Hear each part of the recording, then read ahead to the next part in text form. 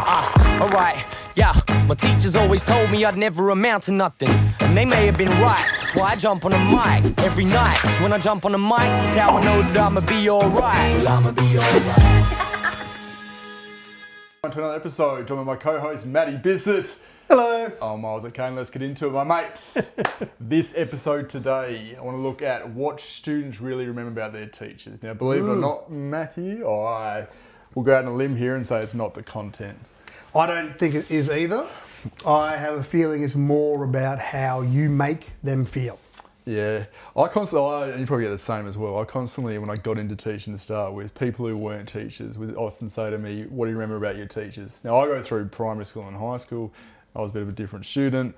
I didn't really have that many good teachers I can remember. I remember there was one in primary school and one or two in high school. And they weren't life-changing, incredible, but why I liked them was they understood me.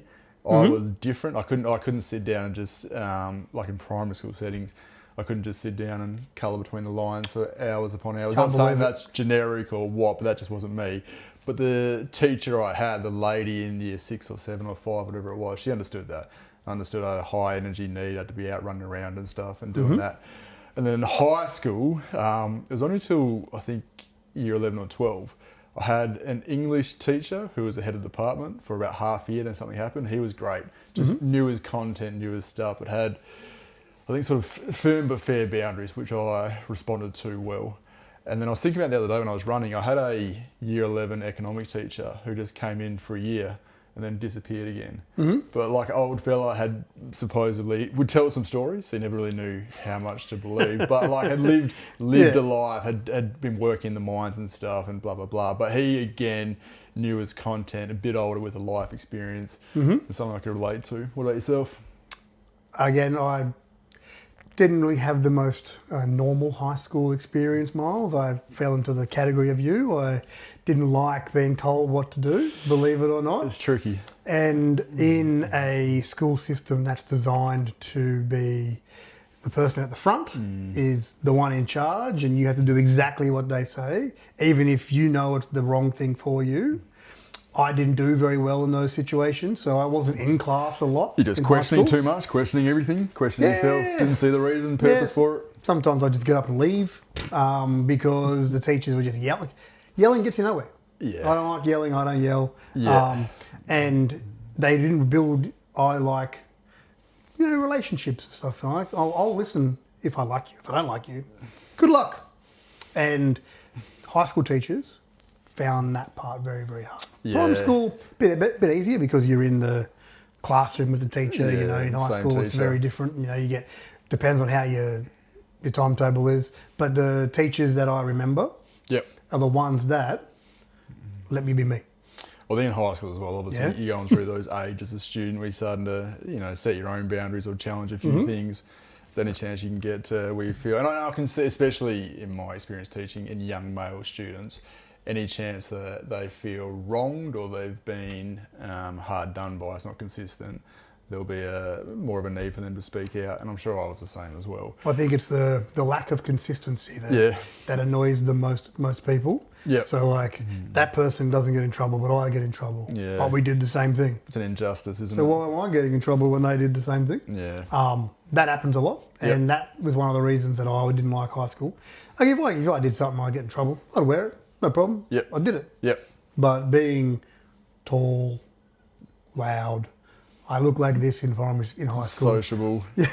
There's certain things that stand out, isn't there? And I was always the one blamed. So I told teachers off all the time. I'd leave. I locked one out of the classroom and then jumped out the window. I thought that was quite funny.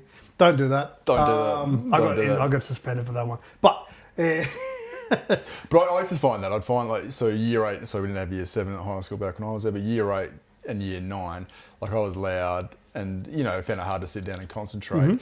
But whereas the other students in the class who were quiet weren't necessarily academically strong, we all get A grades, and I'm like, hold on. And then as it came to upper school, that changed. I could do it right and focus, and academics came through, and those students weren't so much. But I'm like, all basically happened was if you were quiet and compliant in year 8 to 10, you got A grades. Yep. If you couldn't sit down or if you questioned stuff, you got Ds. Yeah. And If you're lucky. So what is school? And that might just be an our experience. Not saying it's the blanket experience, but you start to question a few things, don't you? Mm-hmm. So on that, in our opinions, what do students remember? I think you're right. I think relationships are the main one. You may not be the strongest in your content, but if you make a student feel valued or feel part of the class, they're going to remember that more. More, like I just think that teachers have a huge job role. Like they don't just teach you stuff, they do a whole bunch of other things. Mm-hmm. But if you don't do the little simple things right, everything else is really, really hard. So if you're in a classroom and the kids are bouncing around, they're not sitting still. So trying to force them to sit still, you've already lost your battle. Yeah. But that student, like the teacher that you mentioned, the one that let you run around outside, let you do it, you remember them. You don't remember what they taught you. You have no idea what they taught you. But you remember how they made you feel. And that's more what happens, I find, is kids remember how teachers make them feel. Becomes an emotional experience, doesn't it? Yeah, not so much what they taught, because in what year is it now? 2026. 2026. ChatGPT, LLMs, they can teach you stuff, but it's how you feel, how the teacher makes the kids feel in class. Yeah. If their cell needs are met, all that type of stuff is what they remember. They don't remember Pythagoras' theorem. I remember the words. I have no idea how to do it. Yeah.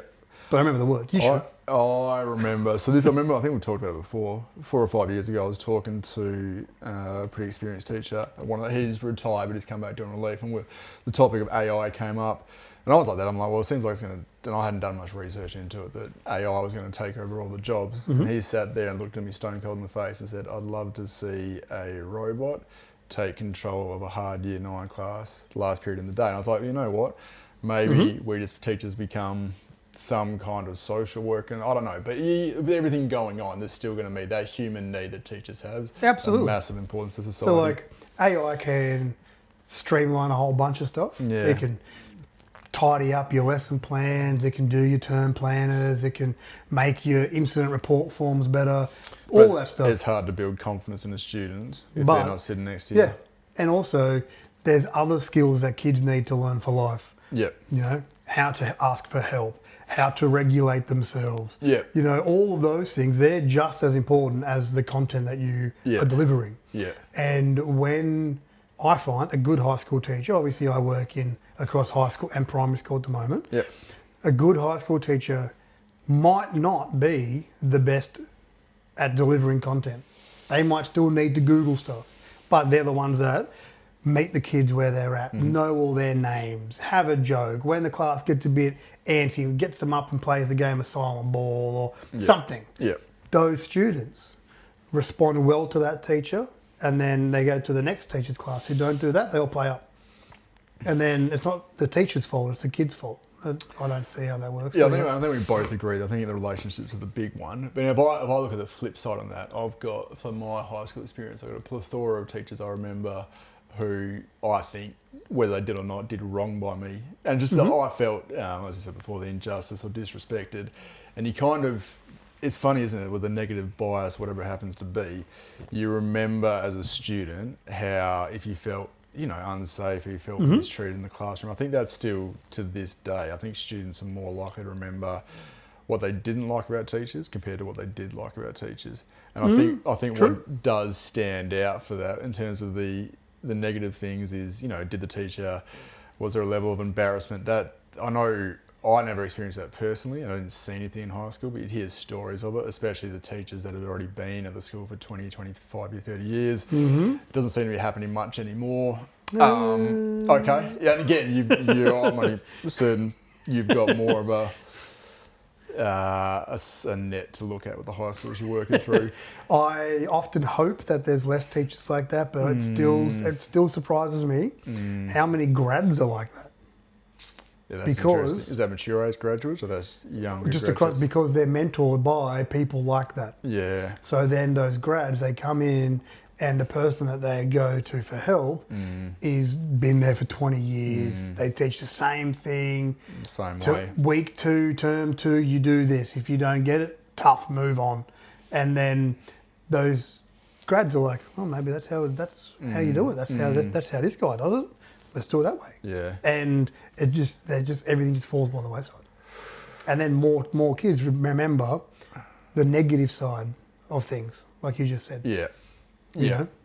And I think crazy. it's, and I think with students as well, it's a sense of, belonging but not invincibility. So even if I'm teaching now on the opposite side and students in my class that are quiet but head down and stuff, like obviously you're appreciating their boundaries or respecting their boundaries, but trying to, where appropriate, trying to make them feel part of the community or part of the classroom as well. Yeah. I think there's a lot that goes in the background to building up your classroom as a learning environment. And I think unless that's done early on and strong foundations, it can lead to unraveling later in the year. And definitely when you come in hard and firm, it doesn't really set up that nurturing environment. No matter what year level, what subject you teach, you automatically get the kid who's already questioning, do I come to school today or not? You're going to make them a school avoider because of the way that you set up. But you'd be like, I'm big on boundaries. Yeah, and I think you'd be the same as well. Yeah. Like there's Always need understandable boundaries, but I think you're right. I think teachers can step over that and just try to put the fear into students early on. Yeah. And try to ride that out. So like boundaries are very, very, very important in life, in every aspect of life. But just because you have a child or a young person, a student who's got their head down the table, if you know that child, young person, student is clearly not normally like that, you don't push them because you understand that you've got a relationship with them. When all of a sudden you're like, this is my classroom, you come here, look at the board, do your work. If you don't do it, come back at lunchtime.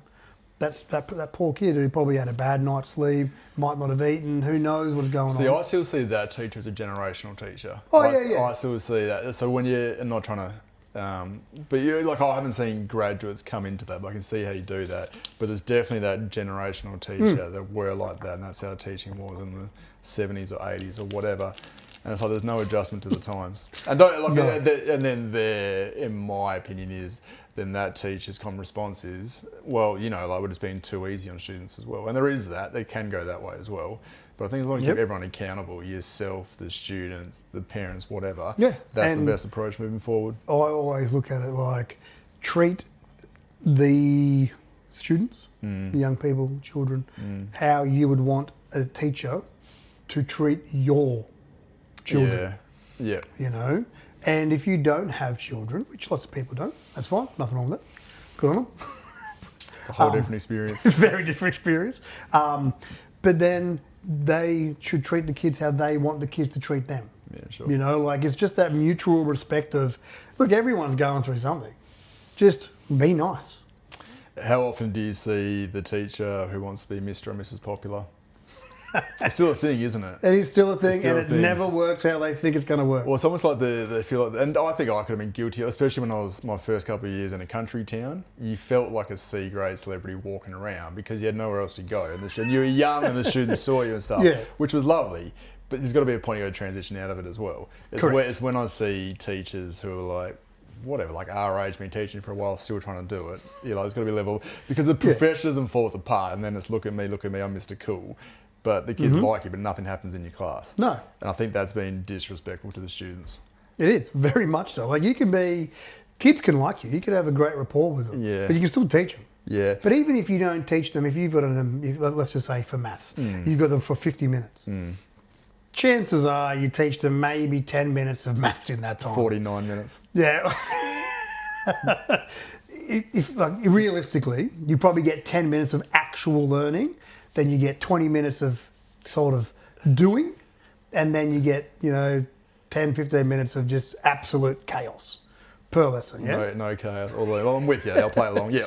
But so if you can harness that 10 minutes and make the rest of it practical, hands-on, you do your worksheet, whatever, but you play some games or more engaging. More engaging. You have to teach them. You can't not do the teaching part. You have to teach them. But the kids will remember, oh, that's right, sir.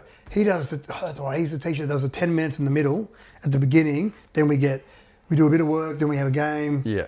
And then we do another bit, 5 minutes of work. Then we do another game. That's how. And then they know that class's structure is always the same. That's how that teacher Yeah. can become Yeah. the popular teacher, the cool teacher, Yeah. by having those boundaries, by setting a routine. I want to backpedal from my position at the start of the episode. I think relationships are still number one. But I remember sitting around a table years ago with some upper echelons of the school at the time, and they were talking about, it has to be relationships over everything, which I agreed to for a bit. But I think you've got to have some content knowledge as well. Otherwise, Absolutely. you just become a caretaker in the classroom. So like I always say, like when I taught pre-primary, very play-based. Play as much as you can, but needs to be purposeful play. Yeah. You can't just be free play. Yeah. Kids don't really learn much from that. They learn a lot of social skills and stuff. Academically, they don't learn much. Yeah. But a kid will never learn to read unless you teach them to read. So there has to be an element of understanding curriculum, understanding pedagogical approaches, all that jazz. Yeah. That works alongside building relationships and having boundaries, being trustworthy, having, what's it called? Humility, when you know that you've done something wrong, you aren't up to it, like they all work together. You can't have one without the other. Yeah. Which lots of people focus too much on, say, being the fun person, and they forget how to teach. Or then they focus too much on how to teach. You want to be well-rounded, yeah. Yeah, you don't need to be very good at all of it. Just be Consistent. okay at some of it, and be consistent in all of it. So both you and I played a lot of team sport growing up, Matthew. They talked about 1% doing the small thing that no one talks about. How much do students remember the small things in the classroom? I know that. And I know if there's typically, even to this day, there's typically a student who I know in other classes if for whatever reason he's misbehaving, getting a hard time. If I catch that student doing the right thing, it makes a massive difference. And again, it's not a blanket, congratulations, well done, you arrived at class on time. Well done, you attempted that. That wasn't easy. Well, and especially in math, it gets to that. Well done, this is difficult, but you didn't give up. I think that you can change momentum there within the class. And I think that can be very powerful for students as well. Yeah. Those little moments. They just feel appreciated. They're like, I put in all that effort. I remembered to get dressed this morning. I had breakfast. I got the bus on time. I got to school. I'm finally like everyone else. And then they get pushed to the side because... Well, just get dismissed, don't they? Yeah, well, now you're here. Cool, do your work. Yeah. But the people forget how hard it was for that person to get to school. Because again, you don't know what the story is in the morning. They might be one of 8 kids and they've got to get all their siblings ready. But absolutely. And absolutely. And in terms of content in the classroom, like math, definitely at a high school level, keeps going up every year and it jumps up significantly in year 9 and 10. So often if even most of my classes, extension, intervention, everything in between, will say this is some hard stuff, but you're dealing with it. Yeah. That's what matters. And if you can with math, you can that can be a turning point as well, to sort of see it as a difficulty, but you're overcoming that. And the part where you acknowledge things are hard and you tell the kids or the students or the young people that, this is hard, but we'll do it together. We'll get through it. Yeah. All right. This is how I do it. But if that's not how you do it, cool. We'll work on a way to get you to the point where you can do it as well. Because it's about the end outcome. It's not about the path in the middle. Yeah. And that's where, people who know multiple ways of teaching and stuff like that can jump on all those different strategies to get those kids to engage. And some of these kids will never, ever be at year level. Those kids know that as well. So all they want to know is, will a teacher be around me to help me get through this tough work? Provide levels of support. Which is what they remember. They won't remember your name. They won't remember the year level. They won't remember the content, but they'll remember, that's right, I had this teacher in high school, maybe he was a maths teacher and he spoke me through all these things. And they'll be thinking about that at their job. Well, let me drill down further on that. So we look at teachers that are remembered. What are the characteristics that they remember? I think patience is a big one. I think having patience as a teacher and, realising you didn't just flip your switch, which is easy to do with all the emotion in the classroom these days. Very, very I easy. think that's key as well. Maybe if students don't, it might be a subconscious thing, but they'll be more than happy to come into your class if they know you're patient and understanding. Now, and I think that the flip side of that is always a flip side. people can see those teachers within a school environment, and then because they are patient, they get more stuff to do. But it's almost like, maybe there is people are born at different levels of patience, but you can definitely work at it as well. And, like I think about the teachers that I remember in school, primary school, we had this one teacher, art teacher maybe? Can't remember. But you'd walk to their classroom, you had to be really quiet because you had to walk past all the classrooms, you get in trouble, and then you get to this classroom and she had the music blaring, you could not do whatever you wanted. Like, you still get in trouble if you were playing up. But you feel a little bit rebellious, don't you? But then you get in there and the radio was on or the CD was playing, and if you were good in that class and you got all your things, you could pick the song the next class. That's pretty cool. There. So that was her way of managing the kids who, don't respond well to having a sticker. Because not all kids like stickers. Some kids love stickers. I love stickers, as long as they're a scratch and sniff one. But that'd be right though. Yeah. There's those little things that for some kids doesn't matter. Who cares? Bit of music, that's annoying. I want quiet. Other kids go, oh, finally I got calm. Yeah. Something's matching my brain now. Well, then I think how teachers react under pressure as well, which is a lot more these days. But I mean, I especially if I have new people coming into my team, new teachers, I'll say the students might not be the best at content, but they are borderline geniuses at reading body language and seeing and knowing how to push you to see if you break. And they do, and they witness everything, and whether it's hypervigilance or whatever, but they understand and can see where you're at. So just because they're not, at a superstar level at whatever your specialised subject is, they see other things. And I think how you handle pressure is a big one, because they want to see if, once you get there, you're going to crack. And then if you're going to crack, what's the point of actually doing anything? Because then it's just a free-for-all after that. Yep. And, the kids, they don't want to be at school. They want to be on their phones. They want to be with their friends. They want to be doing fun things, because they get exposed to so many cool things on the internet that schools just can't compete with. Yeah. You just can't do it. Sorry. Bless you. Thank you. You just can't compete with it. Bless you again. Thank you. But so teachers need to. You can't beat you can't beat social media for engagement. That's the whole. They're all designed to do that. But what teachers can do are make classroom predictable, make the boundaries clear. The teachers follow the boundaries as well. It's not do as I say, not as I do. We all do the same thing together. Yeah. You meet the kids where they're at. You chunk tasks. You make things a bit more fun, a bit more engaging. If possible, maybe make the lesson make the content go over 2-3 lessons with bit of DI here, bit of hands-on here, bit of, research or independent stuff here. So the kids get that autonomy. So they kind of go, oh, finally, sir's not just speaking at me, expecting me to listen and write from the board. There's more to it, because it is 2026. You can't expect kids to learn like they did in 2006. It's very, very different.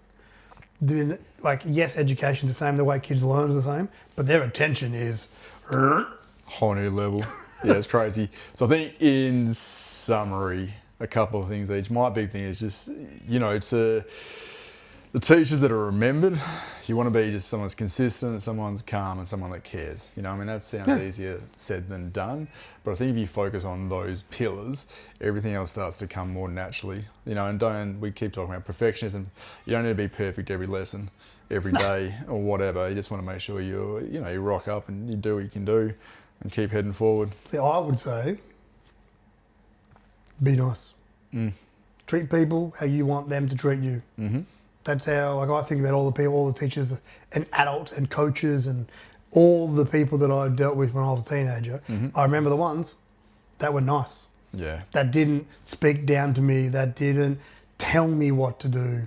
They just were nice. Went and did it. They just spoke to me how they wanted me to speak to them. And it worked quite well, because that's how relationships work, which is what kids learn in high school. They learn how relationships work, and they learn how to solve their own problems and all those sort of things. But if you can be the teacher that's nice, that's calm, that's consistent, they're going to remember you, and they're going to remember the different things that you taught them, not just the skills, the academic skills that you're doing. Absolutely. There you go, team. Just thoughts on what makes a memorable teacher. Like always, thanks for listening, and we'll catch you next time.